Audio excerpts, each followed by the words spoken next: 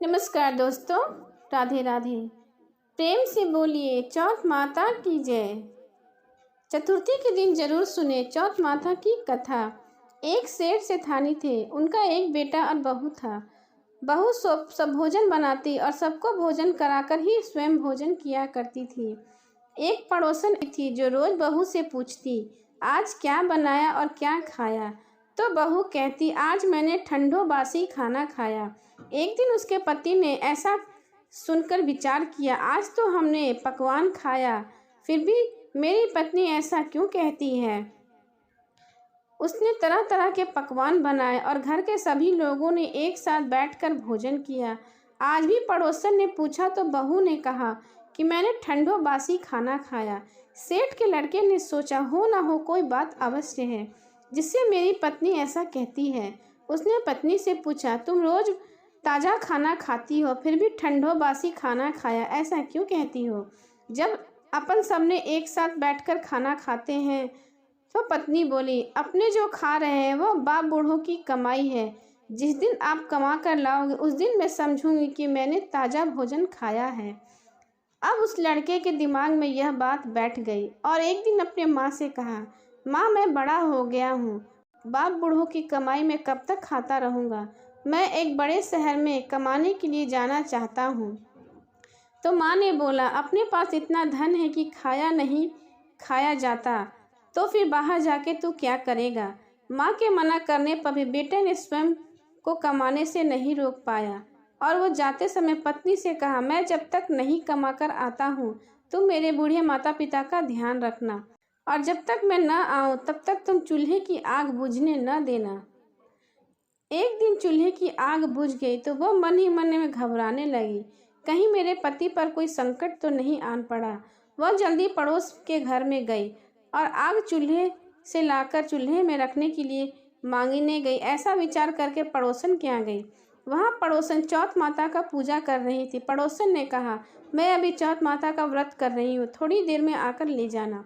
बहू ने पड़ोसन से पूछा कि आप यह व्रत क्यों करती हैं, इससे क्या मिलता है। पड़ोसन ने कहा, चौथ माता की इस व्रत को करने से अन्न मिले, लक्ष्मी मिले और अपनी सभी मनोकामनाएं पूर्ण हो। अब बहू भी चौथ माता का व्रत करने लगी। दीवार पर चौथ माता बनाई। उस दिन घी गुड़ का चूरमा बनाकर रात्रि को चंद्रमा को अर्घ्य देकर भोजन करती। ऐसा करते करते बहुत दिन बीत गए।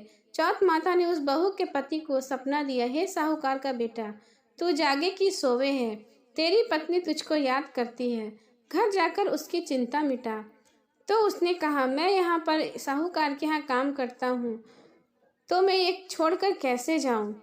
तो माता ने कहा, तू कल सुबह दुकान खोलकर बैठ जा, आज तेरा सब हिसाब किताब चुकता हो जाएगा। अब तो चौथ माता ने जैसा कहा था लड़के ने वैसा ही किया और सब कुछ वैसा ही हुआ। उसने घर जाने की तैयारी की और गाड़ी में धन भरकर दौलत लेकर चला गया। रास्ते में एक बड़ा सा काला नाग फन फैलाए बैठा हुआ था। उसने कहा, आज तो मैं तुझे डसूंगा, छोड़ूंगा नहीं, आज तेरी आयु पूरी हो गई है। सेठ के लड़के ने कहा, आज चौथ माता ने मुझे सपना दिया है, तो मैं पत्नी से मिलने घर जा रहा हूँ। वहाँ मेरी पत्नी बहुत चिंता कर रही है, मैं उससे मिलकर जरूर आऊँगा, तब तुम मुझे डस लेना। नाग ने कहा, तुम शपथ पूर्वक कहकर जाओ तो भी मैं तुम्हें जाने दूंगा, परंतु लौट कर नहीं आए तो मैं तुम्हारे घर आकर तुम्हें डस लूंगा। इस प्रकार सर्प को वचन देकर वह अपने घर को पहुंचा।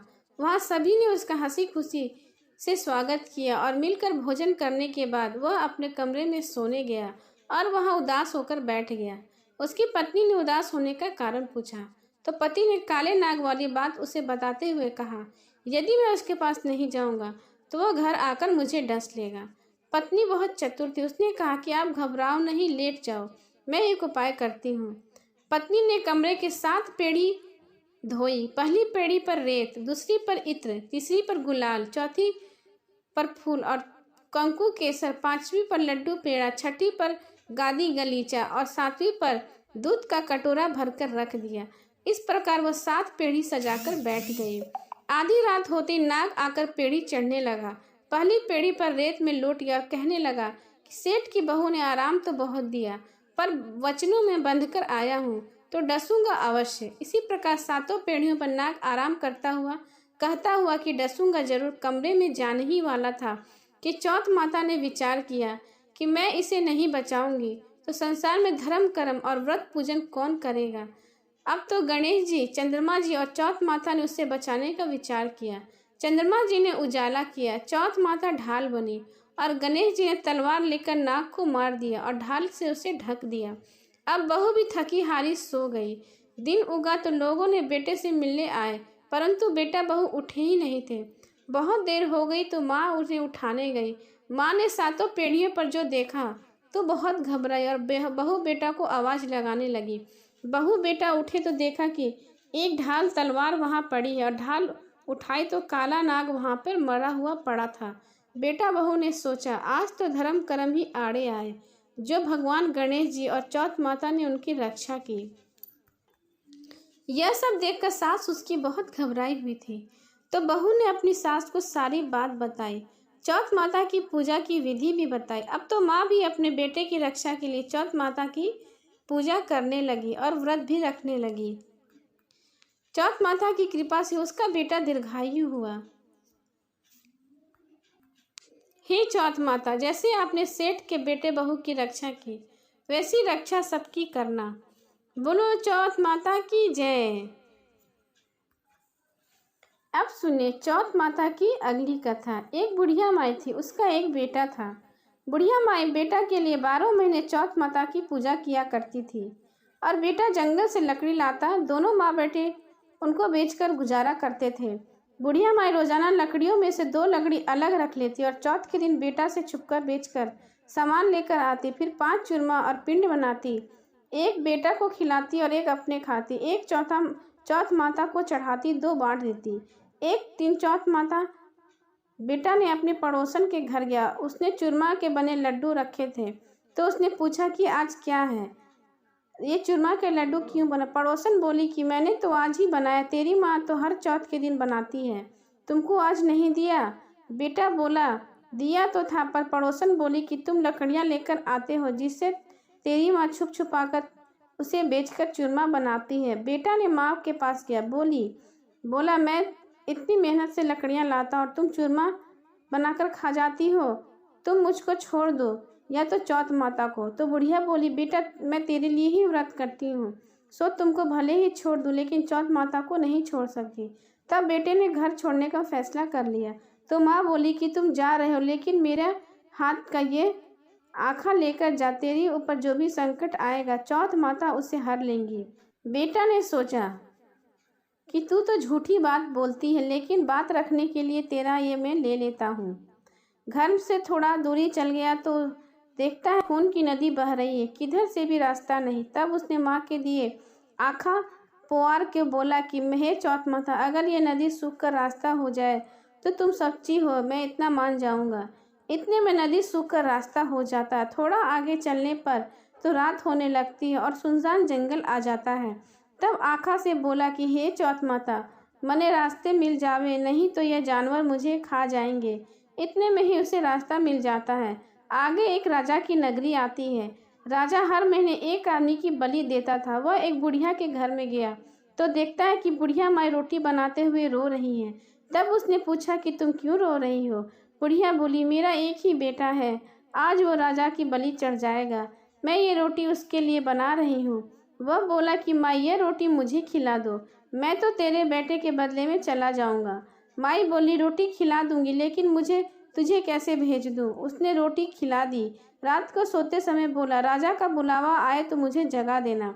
आधी रात को बुलावा आया। बुढ़िया माई सोचने लगी ये तो पराए पुत्र ने कैसे बलि चढ़ा दूँ, पर इतने में वह जाग गया और जाने लगा और बुढ़िया माई से बोला मेरी पोटली और लाठी रखी है। बुढ़िया माई सोची कि आज तक कोई वापस नहीं आया, यह कैसे आएगा।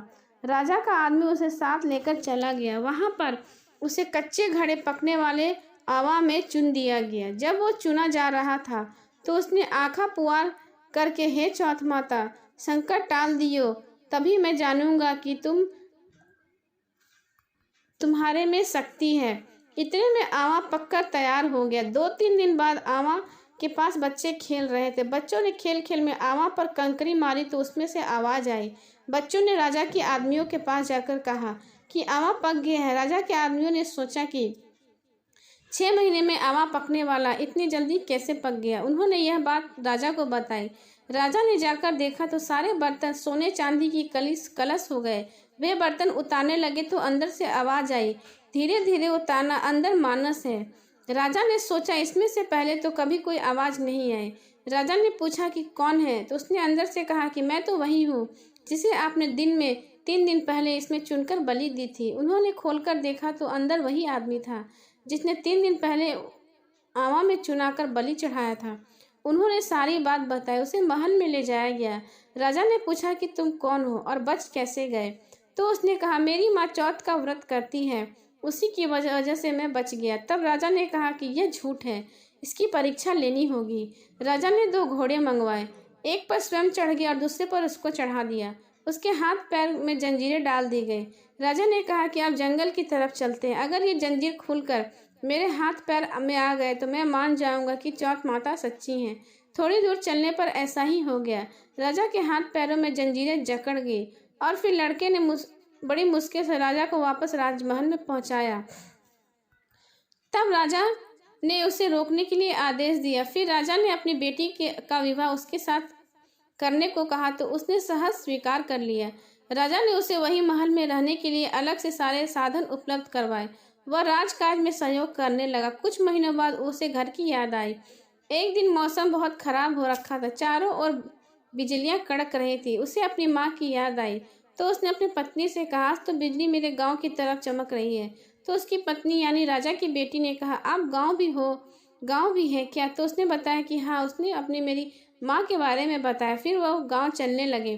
दूसरे दिन सुबह वह गांव के लिए रवाना हुए तो राजा ने खूब सारा धन देकर उन्हें विदा किया। गांव के समीप पहुंचने पर लोगों को पता चला कि उसकी बुढ़िया बुढ़ापे की लकड़ियां काटती रहती नहीं रहा, इसलिए गोबर के उपले बनाकर उन्हें बेचने का जीवन यापन कर रही थी। वह उपले बिनकर ला ही रही थी कि उसके पड़ोसन ने बताया कि बुढ़िया माई, तेरा बेटा आया है। तो उसने कहा कि मेरे भाग्य में बेटा कहाँ है? एक बेटा था जिसे भी तुमने लगा बुझा के निकाल दिया। तो उसने कहा कि मैं सच बात बता रही, विश्वास नहीं होता तो देख लो। बुढ़िया ने छत पर जाकर देखा तो सच में गांव की तरफ से एक लक्सर आ रहा था। घर आकर बहू ने पाँव छुए तो बेटे ने कहा, माँ, तेरी चौथ माता के प्रभाव से आज मैं जिंदा हूँ। उसी दिन उसने पूरे गांव में हाहाकार करवा दिया। कल से घर में मेरे सामूहिक भोजन है। दूसरे दिन सबको भोजन करने के बाद खूब सारे उपहार देकर कहा कि चौथ का व्रत करें। चौथ माता जैसे उस बुढ़िया माई के बेटे को संकट से बचाया, वैसे माता सबको बचाती हैं। पूरे गांव में चौथ माता का व्रत होने लगा। हे माता, जैसे आपने उस बुढ़िया माई के ऊपर कृपा करी वैसे सब पे करना।